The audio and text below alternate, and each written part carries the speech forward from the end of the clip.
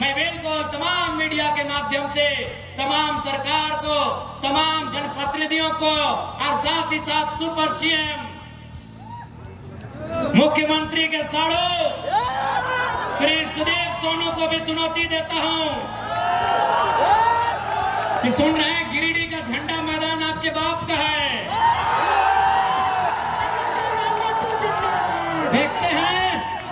देखते हैं सोनू जी, वो झंडा मैदान कब तक आपके बाप का रहता है। सच्चाई स्वीकार कीजिए, 24 सालों के झारखंड में पहली बार कोई लड़का आया है जो अपने दम पे, अपनी प्रतिभा की बदौलत राज्य का चेहरा बना है। इस बार गिरिडीह की जनता आपसे हिसाब लेगी। गिरिडीह की जनता आपसे इस बात का हिसाब लेगी कि आपने जितना जीएम लैंड में कब्जा किया है, आपने जितना कंपनी और फैक्ट्री से दलाली लेने का काम किया है, उसका पाई पाई हिसाब गिरिडीह की जनता लेगी। माननीय सुदीप कुमार सोनू जी, इस बात को याद रखिएगा कि जिस आंदोलन की शुरुआत किए थे 50 लड़के थे। मैंने जिस आंदोलन की शुरुआत की थी धनबाद से, मात्र 50 लड़के थे। तो ये ठीक है सोनू जी, अभी समय आपका है, लेकिन याद रखिएगा कि आप जो घमंड कर रहे हैं अपनी पद का और मुख्यमंत्री से आपके परिचय का, ये ज्यादा दिन नहीं टिकेगा। इस प्रकार को अनसुना मत कीजिएगा, नहीं तो 10 साल बाद जो लड़के हमारे भाई लोग आएंगे वो फेसबुक और इंस्टाग्राम से बाहर नहीं आ पाएंगे।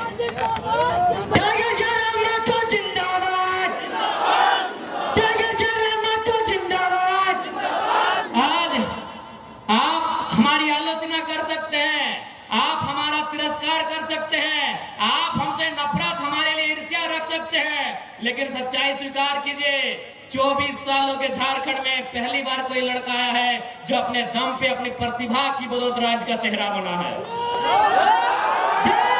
कल्पना सोरेन इसलिए चेहरा बनी कि मुख्यमंत्री की अर्धांगिनी है। 24 साल के इतिहास में हमको एक रिपोर्ट कार्ड दीजिए कि कोई एक साधारण सा लड़का 2 साल पहले उसे गांव के लोग ठीक से नहीं जानते थे, आज वो राज्य में चर्चा का विषय है। मैं 24 साल के इतिहास को आपको पढ़ने कह रहा हूं। एक बार एक इतिहास हमको बताइए। आज बहुत सारे लोग कहते हैं, अरे इस राज्य में रोज आंदोलन हो रहा है, कभी राजभवन के सामने हो रहा है, कभी मुख्यमंत्री के आवास में हो रहा है, कभी डीसी कार्यालय के सामने हो रहा है, कभी विधानसभा के सामने हो रहा है। तो रोज नेता बनना चाहिए, कहां बन रहे हैं? अगर और हम तो जिस आंदोलन की शुरुआत किए थे 50 लड़के थे। मैंने जिस आंदोलन की शुरुआत की थी धनबाद से, मात्र 50 लड़के थे, और आज आपके बीच एक चेहरा बन के आए हैं। क्यों? क्योंकि ये नियति की मांग थी। नियति चाहती थी कि कोई आए सामने तो झारखंड के मुद्दों पे खुल के बात करे, कोई आए सामने तो झारखंडियत पे खुल के बात करे, लेकिन कोई बात नहीं करना चाहता था। वो कहते हैं ना कि बिल्ली से तो हर कोई परेशान है, लेकिन घंटी बांधेगा कौन? घंटी बांधेगा कौन? तो बस मैंने वही काम किया है, मैंने आवाज दिया है, मैंने घंटी बांधने का काम किया है। और आज मैं बिल्कुल तमाम मीडिया के माध्यम से तमाम सरकार को, तमाम जनप्रतिनिधियों को और साथ ही साथ सुपर सीएम मुख्यमंत्री के साड़ू श्री सुदीप सोनू को भी चुनौती देता हूं कि सुन रहे हैं, गिरिडीह का झंडा मैदान आपके बाप का है।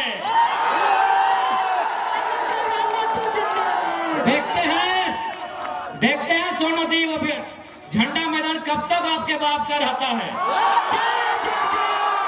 बड़ा दुर्भाग्य, एक लोकतांत्रिक देश में हम लोग 2 साल से झंडा मैदान में सभा करने की बात कर रहे हैं। पता नहीं जिला प्रशासन भी मौन क्यों हो जाती है, जिला प्रशासन भी अंतिम समय निर्णय क्यों बदल देती है। तो ये ठीक है सोनू जी, अभी समय आपका है, लेकिन याद रखिएगा कि आप जो घमंड कर रहे हैं अपनी पद का और मुख्यमंत्री से आपके परिचय का, ये ज्यादा दिन नहीं टिकेगा।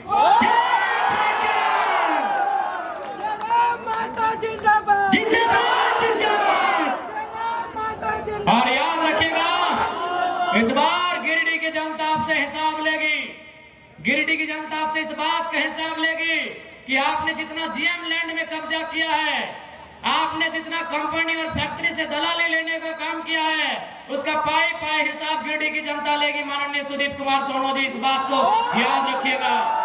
जय झारखंड। आज केवल गिरिडीह की बात करें तो आज आपके आसपास इसी क्षेत्र में हजारों छोटी बड़ी कंपनियां हैं कि नहीं? आज इसी गिरिडीह में हजारों कंपनियां हैं। रंजित दा, है कि नहीं? हाँ मनोज दा, इसी गिरिडीह में हजारों कंपनियां हैं।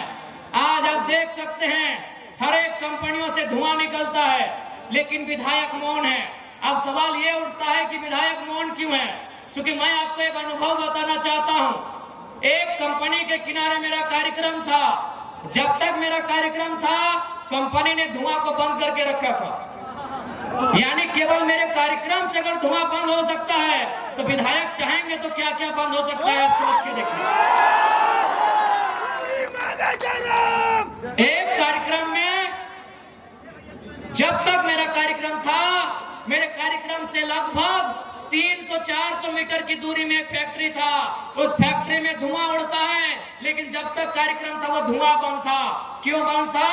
न कंपनी के ऑनर ने कहा था कि जब तक टाइगर जयराम महतो मीटिंग करके चले ना जाए, धुआं मत खोलना।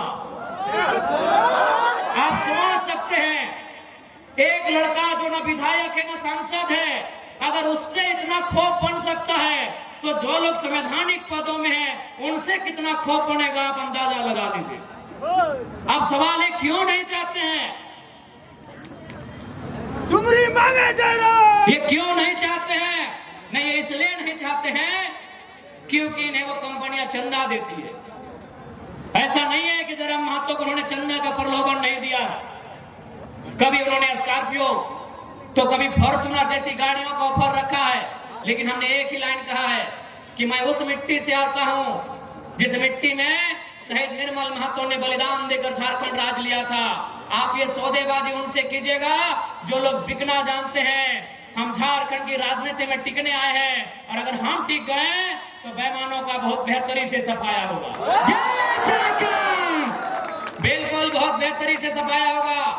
और मैं आपको कहना चाहूंगा, बहुत सारे लोग आपको कहेंगे कि ये लड़का नौजवान है, कभी कभी एग्रेसिव भाषण देता है, आक्रामक बातें करता है, मारने पीटने की बातें करता है। देखिए भैया, ये मेरा व्यवहार में है तो है। जय झारखंड। मैं कोई छुपा के अपना मेरा कैरेक्टर नहीं है जैसा सुदीप सोनू का है। मेरा कोई कैरेक्टर छुपा के नहीं है। मैं जैसा हूं आपके सामने हूं। मुझे टी शर्ट पहन के मंच में आना पसंद है, मैं आता हूं। मुझे खाली पांव पसंद है, मैं खाली पांव आया हूं। मैं कोई दिखावटी नहीं हूं, मैं जो हूं सो हूं। लेकिन हाँ, इतना कह देंगे, मैंने 2 साल झारखंड को देखा, बहुत करीब से देखा। लगभग नहीं करने तो 20 करोड़ मुआवजा हम लोग लड़के दिलाए। 20 करोड़ रुपया हम लोग मजदूरों को लड़के दिलाए। कहीं कहीं नहीं भी दिला पाए, ये भी सही है, लेकिन 20 करोड़ और लगभग 1500 नियोजन हम लोग लड़के दिलाए। उस लड़ने के क्रम में झारखंड को मैंने बड़े करीब से देखा कि झारखंड में नियम से बात करने से ये राज नहीं चलेगा। इस देश में गांधी का भी आदर है, इस देश में भगत सिंह का भी आदर है, और मुझे लगता है झारखंड में भगत सिंह का चरित्र होना चाहिए। जय जय झारखंड। मैं आपको एक ताजा घटना बता रहा हूं। आपने मेरा वीडियो देखा होगा बागमारा में, शायद पहली दृष्टि में आपको भी बुरा लगा होगा कि लड़का क्या बोल रहा है, बदला लेंगे, खून बहेगा, लहू बहेगा। आपके परिवार को हम देख लिए हैं, आपको भी लगेगा चूंकि वो 30-40 सेकंड का वीडियो है, लेकिन असली सच्चाई क्या है अगर आप सुनिएगा तो आपके पांव के नीचे से जमीन खिसक जाएगा। दरअसल बागमारा के उस कोलियरी में 133 मजदूर काम करते हैं। अच्छा, एक बात बताइए, अगर कोई कहीं काम करता है तो उसके